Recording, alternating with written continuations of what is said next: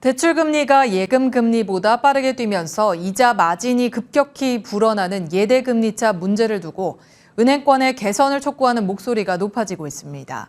금융감독원장도 취임 후 처음으로 은행장과 만난 자리에서 지나친 이익 추구에 대한 비판이 커지고 있다고 강조했는데요.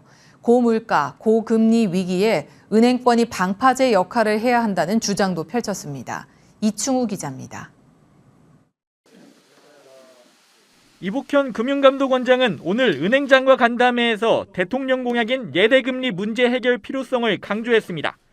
기준금리가 오를 때 대출금리에 비해 예금금리 인상 속도는 더디어 은행별 예대금리차 공시로 경쟁을 촉진하는 방안은 최근 발표된 새 정부 경제정책 방향에도 담겼습니다. 금리는 물론 시장에서 자율적으로 결정되고 있지만 금리 상승기에는 예대금리차가 확대되는 경향이 있습니다.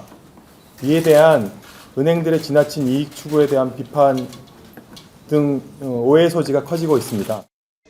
실효성을 살릴 수 있게 공시 시스템을 구축하고 금리 산정 합리성을 개선할 것도 요청했습니다. 이 원장은 간담회 후 취재진과 만난 자리에서 방파제론을 꺼내들었습니다. 이 원장은 취약계층에 대한 보호, 충격을 완화할 수 있는 방향과 예대금리가 연결되어 있다는 입장을 밝혔습니다.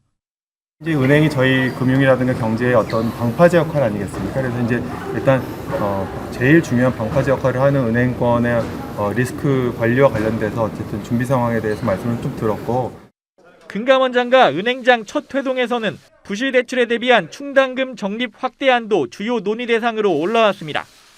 코로나 피해 차주를 대상으로 한 금융 지원이 2년 넘게 이어지면서 부도율이 과소평가될 가능성을 간과해선 안 된다는 지적도 나왔습니다. 실제 3개월 이상 연체돼 금융기관이 돌려받지 못할 가능성이 큰 부실채권 비율은 7분기 연속 최저치를 기록했습니다.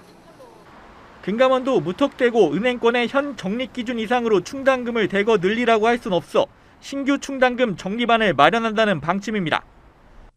예대금리 문제 해소를 촉구하는 과정에서 불거질 수 있는 관치금융 논란을 더 키울 수 있기 때문에 은행권에 적용할 새로운 충당금 기준이 필요합니다.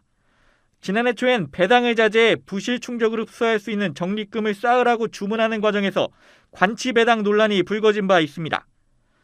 금감원은 충당금 적립률을 늘리기 위해 미래 전망 정보를 합리적으로 반영할 수 있는 적립 기준을 마련해 이르면 상반기 은행 결산에 적용한다는 방침입니다.